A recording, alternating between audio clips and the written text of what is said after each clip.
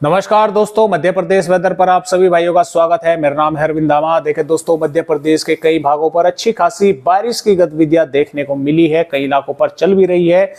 लेकिन कल भी देखे कुछ इलाकों पर तो अच्छी खासी बारिश देखने को मिलेगी और जो पूर्वी भाग है वहां पर थोड़ी सी सुस्ती आएगी, यानी कि बारिश जो है वो कम होगी। बादल तो आते जाते देखने को मिलते रहेंगे क्योंकि लगातार बंगाल की खाड़ी का मॉइस्चर पहुंच रहा है, तो वहां पर जो बारिश की गतिविधियां फिर से जबरदस्त जो शुरू होंगी उनको 24 घंटों का समय लगेगा। यानी कि 30 जुलाई या 31 जुलाई से फिर से मध्य प्रदेश के भागों पर जबरदस्त बारिश होने के जो संकेत हैं वे फिर मिल रहे हैं, क्योंकि बंगाल की खाड़ी पर फिर एक लो प्रेशर सिस्टम जो है वो बनने वाला है, तो कई इलाकों पर बारिश होगी। फिलहाल अब मैं ये वीडियो बना रहा हूं तो मध्य प्रदेश के भागों पर सर्कुलेशन बना हुआ है, जो कि लगातार गुजरात के भागों की तरफ आगे यहां पर बढ़ रहा है, तो जिसकी वजह से मध्य प्रदेश के कई भागों पर अच्छी खासी बारिश हुई है। और हम वे आंकड़े भी देखेंगे कि मध्य प्रदेश के पिछले 24 घंटों में किन किन जिलों पर कितने mm की बारिश हो चुकी है।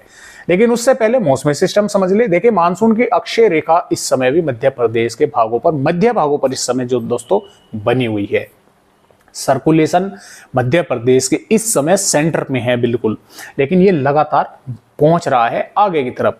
तो आज रात्रि तक जो है मध्य प्रदेश के चाहे पूर्वी भाग हो, चाहे मध्य भाग हो, चाहे पश्चिमी भाग हो, बारिश देखेंगे। लेकिन रात के बाद में पूर्वी भागों पर बारिश धीरे धीरे कम होनी शुरू हो जाएगी, पश्चिमी भागों पर चलती रहेगी। और कल के समय, शाम के समय से या दोपहर के बाद पश्चिमी मध्य प्रदेश पर भी बारिश की गतिविधियों में कमी आनी शुरू हो जाएगी, क्योंकि सिस्टम गुजरात के भागों की तरफ आगे निकल जाएगा। तो ये फिर लो प्रेशर है, ये आएगा फिर लगभग 1 अगस्त के आसपास, 31 जुलाई या 1 अगस्त के आसपास फिर मध्य प्रदेश के भागों पर पहुंचेगा। कई भागों पर जबरदस्त ये बारिश करेगा। तो फिलहाल जो मॉइस्चर है वो लगातार मध्य प्रदेश के भागों पर पहुंच रहा है, जिसकी वजह से सर्कुलेशन बना हुआ है और बारिश की गतिविधियां चल रही हैं। तो आइए अब देखते हैं कि पिछले 24 घंटों के दौरान यहाँ पर मध्य प्रदेश के किन किन जिलों पर कितने mm बारिश जो है दोस्तों यहाँ पर हो चुकी है, हम उसके बारे में जो है आप सभी को बताएंगे। तो ये देखें दोस्तों, ये ईस्ट मध्य प्रदेश, पूर्वी मध्य प्रदेश के जिले हैं, ये पश्चिमी मध्य प्रदेश के जिले हैं। अब इनमें बारिश देखते हैं। पहले पूर्वी मध्य प्रदेश के जिले देख लें। तो देखें दोस्तों, अनूपपुर जिले पर पिछले 24 घंटों के दौरान 20.5 मिलीमीटर बारिश जो है हो चुकी है। 10.2 मिलीमीटर बारिश बालाघाट के भागों पर हो चुकी है और छिंदवाड़ा पर 29.8 मिलीमीटर हो चुकी है। 25.4 मिलीमीटर बारिश डिंडोरी के भागों पर हो चुकी है। 26 मिलीमीटर बारिश यहाँ पर मंडला के भागों पर हो चुकी है और 20.4 यहाँ पर नरसिंहपुर के भागों पर जो है दोस्तों हो चुकी है। 28.7 मिलीमीटर बारिश पन्ना के भागों पर हो चुकी है। 28.4 मिलीमीटर बारिश सागर के भागों पर हो चुकी है।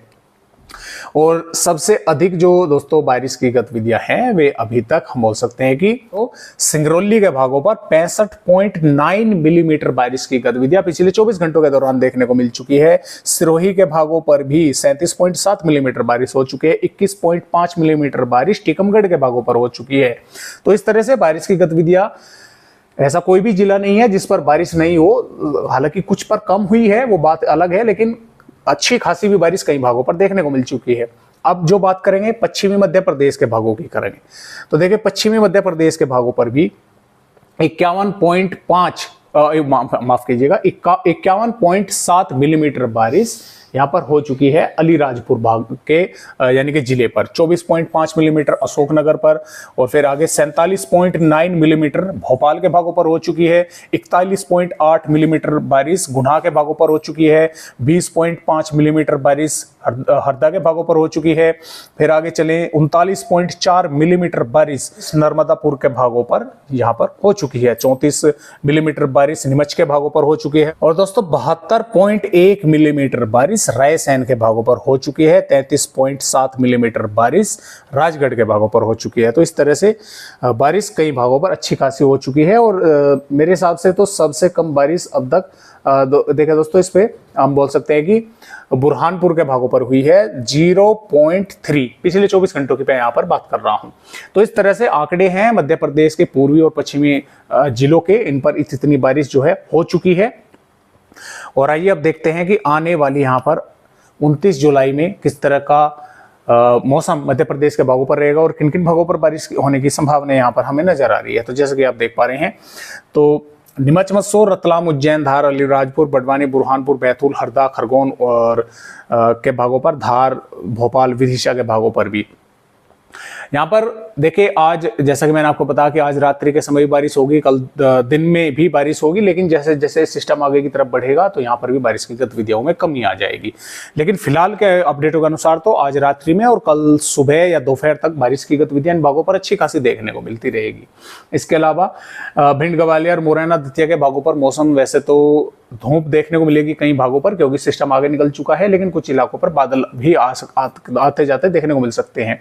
गुना से लगाकर टीकमगढ़, छतरपुर, पन्ना, सतना, रीवा, सिद्धि, उमरिया, शहडोल, अनूपपुर, डिंडोरी, मंडला, बालाघाट, नरसिंहपुर, रायसेन और जबलपुर के आसपास के भागों पर, सागर के भागों पर, ये जो भाग है यहाँ पर कल से बारिश में कमी आना शुरू हो जाएगी। यानी कि कुछ इलाकों पर जैसा कि सिद्धि, सिंगरौली के आसपास के भाग है, धूप भी देखने को मिलेगी। उससे अंदर के भाग हैं तो वहां पर बादल रहेंगे। उससे जो और अंदर के भाग है वहां पर कुछ भागों पर बारिश भी होगी, यानी कि एकदम से तो नहीं होगी, पहले यहाँ से कम होगी, फिर यहाँ से, फिर यहाँ से, फिर इस तरह से कम होती हुई जाएगी। जैसे जैसे सिस्टम आगे की तरफ निकलता रहेगा तो बारिश पूर्वी मध्य प्रदेश से कम होती चली जाएगी। कुछ भागों पर सुबह से ही बारिश की गतिविधियां कम हो जाएंगी, कुछ पर रात्रि से ही कम हो जाएंगी, कुछ पर दोपहर के बाद होंगी, कुछ पर शाम के बाद जो है कम होगी। तो इस तरह से यहाँ से बारिश की गतिविधियां कम होती हुई चली जाएंगी।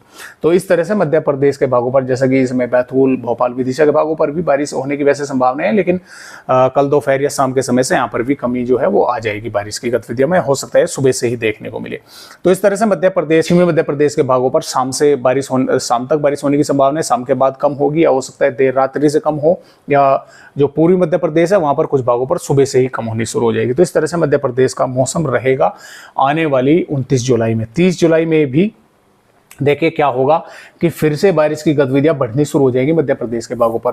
वो सिस्टम तो गुजरात के भागों से निकलकर बाहर चला जाएगा, लेकिन यहाँ पर जो सिस्टम रहेगा और जो मॉइस्चर अंदर पहुंचाएगा उसकी वजह से मध्य प्रदेश के पूर्वी, दक्षिणी पूर्वी भागों पर, मध्य भागों पर फिर से बारिश की गतिविधियां कई भागों पर बढ़ जाएंगी, कई इलाकों पर अच्छी तेज बारिश होने की संभावना बन जाएगी।